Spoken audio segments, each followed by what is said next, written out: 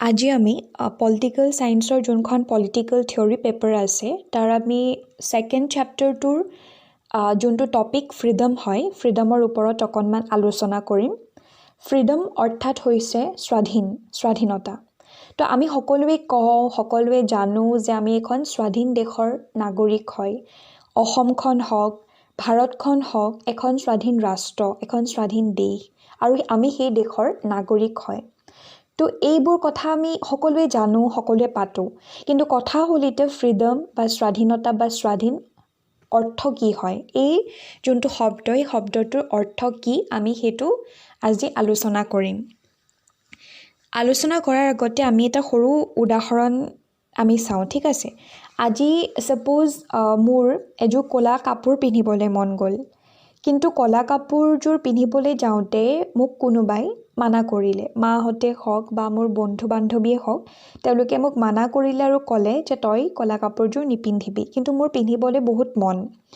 তো এই যে মই পিন্ধিব নোৱাৰিলোঁ, মোক যে বাধা দিলে, তো ক'ৰবাত নহয় ক'ৰবাত মোৰ সেই স্বাধীন যোনটো মোৰ ফ্ৰীডম আছে সেই ফ্ৰীডমটো ক'ৰবাত মোৰ লুপ্ত হ'ল, নাইকিয়া হৈ গ'ল। আৰু এটা উদাহৰণ লওঁ, মই খুব ছবি আঁকি ভাল পাওঁ আৰু মোৰ খুব ছবি আঁকিবলৈ মন যায়, কিন্তু কিবা কাৰণত মোক কোনোবাই ক'লে যে তই কেতিয়াও ছবি আঁকিব নোৱাৰ, তই কৰিবই নোৱাৰ, তই এইটোৰ ছবি অঁকাৰ কামটো তই কেতিয়াও কৰিব নোৱাৰ। তো মোক বাধা দিছে, মোক দবাই ৰখা হৈছে। তো এনেকুৱা ধৰণৰ যেতিয়া ঘটনাবোৰ হৈ থাকে তেতিয়া আমি কওঁ এজন মানুহে স্বাধীনতা পোৱা নাই, তেওঁ স্বাধীনভাৱে জীয়াই থাকিবলৈ পোৱা নাই।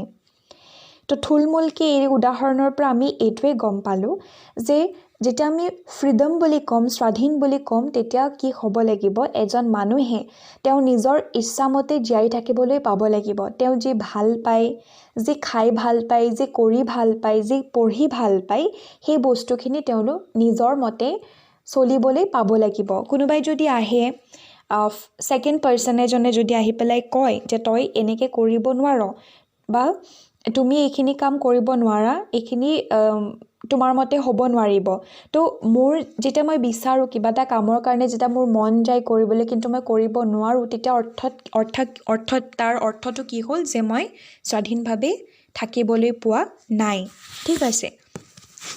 তো ইয়াতে এটা চেণ্টেন্স আছে যে freedom is said to exist when external constraints on the individual are absent. ইয়াত বুজাইছে যেতিয়া এজন মানুহৰ জীৱনত কোনো বাহিৰৰ বাধা আহি নপৰে, তেতিয়া মানুহ এজন স্বাধীনভাৱে জীয়াই থকা বুলি আমি মানি ল'ব বা সেইটো মানি ল'ব পাৰোঁ, ঠিক আছে। তাৰ উপৰিও স্বাধীন অৰ্থাৎ ফ্ৰীডমৰ অন্য এটা ডাইমেনশ্যন হৈছে যে এজন মানুহে নিজৰ ভালপোৱা কামখিনি কৰিবলৈ সুবিধা পাব লাগিব আৰু তেওঁ এনেকুৱা ধৰণে সুবিধা পাব লাগিব যাতে সেই কামখিনি তেওঁ কৰি যাব পাৰে, তাত তেওঁ ডেভেলপ কৰিব পাৰে নিজক নিজেই। অৰ্থাৎ যেতিয়া আমি ফ্ৰীডম বা স্বাধীন বুলি ক'ম তাৰ অৰ্থ আমাৰ হাতত দুটা আছে বা আমি দুই ধৰণেৰে আমি ফ্ৰীডমৰ অৰ্থ আমি বুজি ল'ব পাৰোঁ। এটা হৈছে যেতিয়া কোনো এজন মানুহৰ জীৱনত তেওঁ ভালপোৱা কাম বা ভালপোৱাৰ যোনবিলাক তেওঁ ভাৱ চিন্তা আদি বিভিন্ন ধৰণৰ কাৰ্যত যেতিয়া কেতিয়াও বাধা আহি নপৰে, বাহিৰৰ কোনো বাধা আহি নপৰে, কোনো বেলেগ মানুহে যেতিয়া তেওঁক মানা নকৰে বা কোনো এটা বাহিৰৰ বস্তুৱে তেওঁক বাধা দিব নোৱাৰে তেওঁৰ কামটো কৰি যোৱাৰ ক্ষেত্ৰত, সেইটোকে আমি কি ক'ম, তেওঁ স্বাধীনচিতীয়াভাৱে জীয়াই আছে বুলি ক'ম। আৰু অন্য এটা ডাইমেনশ্যন হৈছে যে যেতিয়া আমি এজন মানুহে স্বাধীনভাৱে জীয়াই আছে বুলি কওঁ তেতিয়া তেওঁ নিজৰ ইচ্ছা, নিজৰ ভালপোৱা কামবিলাক তেওঁ কৰিব পাৰিব লাগিব আৰু তেওঁ ভালপোৱা কামবিলাকক দিনে দিনে তেওঁ কি ক'ব লাগিব, ডেভেলপ কৰি লৈ যাবলৈ সুবিধাকণ পাব লাগিব। কিন্তু এতিয়া কথা হ'ল যে আজি যদি আমাৰ এখন ছ'চাইটিত সমাজত যদি চবকে কোৱা যায় যে তুমি যি ভাল দেখা তুমি কৰি যোৱা, তোমাৰ যি ইচ্ছা যি মন গৈছে তাকে কৰি যোৱা, তো তেনেকুৱা ধৰণৰ এটা যেতিয়া মানে চিটুৱেশ্যন আহি পৰে তেতিয়া আমাৰ মাজত কি হ'ব, কাজিয়া হ'ব, ইজনে সিজনৰ লগত আমাৰ খুব কাজিয়া হ'ব। তো সেইটোতো এখন সমাজত কৰিবলৈ দিবৰ পৰা নাযায় বা কৰাৰ মানে কেতিয়াও সেইটো এলাউ কৰিব পৰা নাযায়। এতিয়া ছাপোজ আমি 10জন মানুহ আছোঁ, তো 10জনৰ মানুহৰ আমাৰ মনবিলাক বেলেগ বেলেগ, আমাৰ বিচৰাৰ বস্তুবিলাক বেলেগ বেলেগ, আমি কেনেকৈ চিন্তা কৰিছোঁ বা আমাৰ ভাল লগা কাৰ্যবোৰ কি কি সেই গোটেইবিলাক বেলেগ বেলেগ। তো 10জন মানুহে যদি ভাবে যে মই যি মন গৈছে তাকেই কৰিম, মই যি ভাবিছোঁ তাকেই কৰিম, মই যি খাবলৈ মন গৈছে মই তাকেই খাম, যি পিন্ধিবলৈ মন গৈছে মই তাকেই পিন্ধিম, সেনেকুৱা ধৰণৰ চিন্তাবোৰ যদি কৰে আৰু তেনেধৰণে যদি কাৰ্যবোৰ কৰি লৈ যায়, তেতিয়া এই 10জন মানুহৰ মাজত কাজিয়া হৈ পৰিব। আৰু যেতিয়া সমাজত কাজিয়া হয় তেতিয়া এখন সমাজে কেতিয়াও আগবাঢ়ি যাব নোৱাৰে। সমাজখন সুচাৰুভাৱে চলিবৰ বাবে আমাক শান্তিৰ প্ৰয়োজন হয়, আৰু সেই শান্তি বজাই ৰাখিবৰ বাবে আমাৰ সমাজত কিছুমান বাধা থাকিবই লাগিব। এতিয়া তোমালোকৰ হয়তো এটা কনফিউজন এটা ষ্টেজত আহি গৈছে যে প্ৰথমতে মই ক'লোঁ যে মানুহৰ তেওঁৰ বিচৰা মতে তেওঁ জীৱন যাপন কৰিবলৈ পাব লাগিব, কোনো বাহিৰাৰ বাধা তেওঁৰ জীৱনত আহি পৰিব নালাগিব, তেতিয়াহে মানুহ এজক স্বাধীন চিতীয়াভাৱে জীয়াই থকা বুলি ক'ব পাৰি। আৰু মই ক'লোঁ যে আমাক কিছুমান জীৱনত বাধাৰ প্ৰয়োজন আছে, যোনখিনিৰ জৰিয়তে আমাৰ সমাজত কাজিয়া পেচাল আদি আমি ৰোধ কৰিব পাৰি বা সেইবোৰ আমি মানে কমাই ৰাখিব পাৰি, বাধা দিব পাৰি। তো তোমালোকে সেইটো কনফিউজ নহ'বা।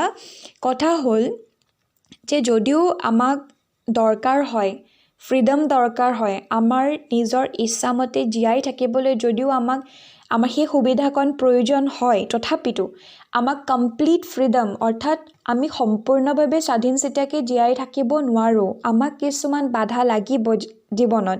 ঠিক আছে, এতিয়া ধৰা হ'ল আমাক ৰাস্তাত গাড়ী চলাই দিয়াৰ সুবিধাকণ আছে, যোনে আমি গাড়ী চলাবলৈ জানো, তো আমি বাইকেই হওক বা গাড়ীয়ে হওক আমি চলাই পেলাই লৈ যাব পাৰোঁ। কিন্তু দুটা কথা, এতিয়া আমাক লাইচেন্সৰ দৰকাৰ হয়। তো লাইচেন্সৰ কিয় দৰকাৰ হয়? আজি ছাপ'জ ক্লাছ 4 বা 5ৰ এটা ল'ৰা বা ছোৱালীয়ে গাড়ী শিকিলে বা বাইক এখন শিকিলে, সি ধুনীয়াকৈ চলাই লৈ যাব পাৰে। কিন্তু আমাৰ যোনটো লৰ অনুসৰি এজন সেই ক্লাছ 4 বা 5ৰ ল'ৰা ছোৱালীয়ে বাইক ৰাস্তাত চলাব নোৱাৰে। তেওঁ যদিও জানে কিন্তু তেওঁ চলাই লৈ ফুৰিব নোৱাৰে, সেইটো বাধা দি থোৱা হৈছে। ঠিক আছে, যদি সেই বাধাটোক আমি কেতিয়াও এনেকৈ নকওঁ যে আমাৰ ফ্ৰীডমটো হাৰ্ম হৈছে, আমাৰ ফ্ৰীডমটো কোনোবাই কাঢ়ি লৈ গৈছে, সেইটো কথা নহয়। সেই যে বাধাটো আছে যে ক্লাছ 4 বা 5ৰ ল'ৰা ছোৱালীটোক গাড়ীত ৰাস্তাত গাড়ী চলাবলৈ দিয়া নাই, সেইটো যে বাধা আছে সেইটো আমি একচেপ্ট কৰিব লাগিব। সেইটো কিহৰ বাবে আমি একচেপ্ট কৰিব লাগিব? কাৰণ সেইটো আমাৰ এখন সমাজৰ কাৰণে এটা ভাল কথা ঠিক আছে, যে যদি আমি ক্লাছ 4 বা 5ৰ ল'ৰা ছোৱালী এটাক যদিও সি বাইক চলাব জানে বা ইচ্ছা কৰে, যদি আমি তাক দিওঁ, তেনেহ'লে এক্সিডেণ্ট হোৱাৰ সম্ভাৱনা বহুত বেছি থাকিব। তো সেই এক্সিডেণ্টটো আমি ৰোধ কৰিবৰ বাবে, আমি সেই বস্তুবিলাক নোহোৱা কৰিবৰ বাবে আমাক বাধা দিছে যে ক্লাছ 4 বা 5ৰ ল'ৰা ছোৱালী এটাই বাইক বা গাড়ী চলাব ৰাস্তাত নোৱাৰে। ঠিক আছে, তো তেনেকুৱা ধৰণৰ কিছুমান বাধাৰ আমাৰ প্ৰয়োজন। আৰু এই যে বাধা, এই নকৰিবা বা কৰিলে আমি ফাইন লগাম বা পানিছ কৰিম, সেই বস্তুবোৰ কেনেধৰণে আহে? আমাৰ কিছুমান আইন আছে, আমাৰ অসমতে হওক বা ভাৰততে হওক নিৰ্দিষ্ট কিছুমান আইন প্ৰণয়ন কৰি থোৱা হৈছে, যাৰ জৰিয়তে কি কৰিছে, আমাৰ জীৱনত আমি কিছুমান ভাল পোৱা বা ইচ্ছা কৰা বস্তুৰ হয়তো সেই আইনৰ তলত আমি সেইখিনি কণ্টিনিউ কৰি লৈ যাব নোৱাৰোঁ। ঠিক আছে, আৰু যদি আমি কণ্টিনিউ কৰোঁ আমাক সেইখিনি পানিছমেণ্ট দিয়া হয়, আমি ফাইন দিব লগা হয়। তো সেই যে বাধাখিনি দি থৈছে, আইন হওক বা পুলিচৰ জৰিয়তে যে সেই বাধাখিনি দি থৈছে, সেইখিনি এখন সমাজখনৰ কাৰণে প্ৰয়োজন আছে। এতিয়া কথা হ'ল, তোমালোকক যেনেধৰণে মই উদাহৰণ দিলোঁ যে 4 বা 5ৰ ল'ৰা ছোৱালী এটাই বাইক গাড়ী চলাব জানিলেও তেওঁলোকে চলাব নোৱাৰে, বিকজ এখন আইন প্ৰণয়ন কৰি থোৱা হৈছে, কোনটো বয়সৰ মানুহে বাইক চলাব পাৰিব, গাড়ী চলাব পাৰিব, সেইটো নিৰ্ধাৰণ কৰি থোৱা হৈছে। তো সেই বয়সৰ ল'ৰা ছোৱালীটো ৰ'ব লাগিব যে মই ইমানটো বয়স হ'লেহে মই লাইচেন্স পাম আৰু গাড়ী চলাই লৈ যাব পাৰিম। তো সেই বস্তুখিনি আমাক দৰকাৰ। ঠিক আছে, আৰু এটা কথা হ'ল যে কোনবিলাক ক্ষেত্ৰত আমাক বেছিকৈ বাধা দিব পৰা যায়। চোৱা, এতিয়া আমাৰ দুটা ধৰণৰ কথা আছে। আমি আজি ধুনীয়াকৈ গান গাই ভাল পাওঁ, এতিয়া গানটো গালে কি হ'ব? মোৰ গান গোৱাৰ ইচ্ছা আছে, মই গান গাই ভাল পাওঁ, তো গান গালে মোৰ ডেভেলপ হ'ব, আৰু মই গান গালে আনক হাৰ্ম কৰিব মানে আনক আমি সেইটো বেয়া আনক আমি হাৰ্ম নকৰোঁ মোৰ গানটোৱে তোমাক বা বেলেগক হাৰ্ম নকৰে মই ধুনীয়াকৈ ঘৰতে বহি মই গান চান গাইছোঁ তো মোৰ ডেভেলপ হ'ব তাত যদি তুমি বা বেলেগ এজনে আহি মোক কয় যে তই গান গাব নোৱাৰ তো গান গালে আমি শাস্তি দিম সেইটো কেতিয়াও হ'ব নোৱাৰি সেইটো মোৰ ফ্ৰীডম হাৰ্ম হ'ব আৰু মোৰ ফ্ৰীডম হাৰ্ম হ'বলৈ দিব মই নোৱাৰোঁ বা সমাজখনে আমাৰ ফ্ৰীডম হাৰ্ম হ'বলৈ নিদিয়ে ঠিক আছে তো সেইটো হৈছে ফ্ৰীডম যদি মোক তুমি কোৱা যে তই গান গাব নোৱাৰ দেই তো মোৰ সেই ফ্ৰীডমটো হাৰ্ম হৈ যাব সেইটো মই বাধা পাম কিন্তু আজি ধৰা হওক ৰাতি ৩টা বজাত মই গান গাই ভাল পাওঁ বুলিয়ে যদি মই খুব ডাঙৰ ভলিউমত ডাঙৰ মিউজিক চিষ্টেমত লগাই যদি মই গান গাওঁ মোৰ ওচৰত যোনসকল মানুহ আছে তেওঁলোকৰ কিন্তু কষ্ট পাব তেওঁলোকক মই দিগদাৰি দিয়া হ'ব এই যে মই দিগদাৰি দিম মই গান গাই ভাল পোৱাৰ স্বত্তেও যদি মই কাৰোবাক দিগদাৰি দিওঁ তেতিয়া কিন্তু মোৰ সেই কণত মোৰ সেই ভাল লগা কামটোতো মানুহে আহি বাধা দিব পাৰে তেতিয়া কিন্তু মোৰ ফ্ৰীডম বা মোৰ স্বাধীনতা বিলুপ্ত নহয় হাৰ্ম নহয় তো কথাটো বুজি পাইছানে যেতিয়া দুটা ধৰণৰ কথা আছে যদি তুমি ভাল পোৱা কামবিলাক নিজৰ ভিতৰতে যদি কৰা নিজক ডেভেলপ কৰিবৰ কাৰণে যদি কৰা তেতিয়া তোমাৰ স্বাধীনতা অক্ষুণ্ণ থাকিব তাত বেলেগ এজনে আহি পেলাই তোমাক বাধা দিব নোৱাৰে কিন্তু যদি তুমি ভাল পোৱা কাম এটাকে অন্য মানুহক যদি তুমি দিগদাৰি দি পেলাই কৰা তেতিয়া কিন্তু সেই মানুহখিনিৰ হাতত তেওঁলোকৰ ওচৰত পাৱাৰ থাকে বা তেওঁলোকে তোমাৰ সেই কামটো কৰাত বাধা দিব পাৰে তো ফ্ৰীডম বা স্বাধীনতাৰ সেই থুলমূল এটা কনচেপ্ট যে যদি কোনো মানুহে বা কোনো বেলেগ এটা বাহিৰাৰ যিকোনো ধৰণৰ মানুহেই হওক বা বস্তুৱেই হওক যদি আহি পেলাই তোমাক কয় যে তুমি এইখিনি কাম কৰিব নোৱাৰা বা তুমি ভাল পোৱা কামত যদি বাধা দিয়ে তেতিয়া আমি সেইটো আমাৰ ফ্ৰীডম নাই বুলি ক'ম অৰ্থাৎ স্বাধীনতা নাই বুলি ক'ম কিন্তু সেই ক্ষেত্ৰটোকে যদি আমাক কি হয় আমাৰ যদি কামটোৱে লোকক বাধা দিছে সেই বাধা দিয়া কামটোত কিন্তু আইনে হওক বা মানুহে হওক তাত কিন্তু আমাক কামখিনিক বাধা দিব পাৰে যে তুমি এইটো নকৰিবা এইটো আনক হাৰ্ম কৰিছে তেতিয়া কিন্তু স্বাধীনতা তোমাৰ ভংগ নহয়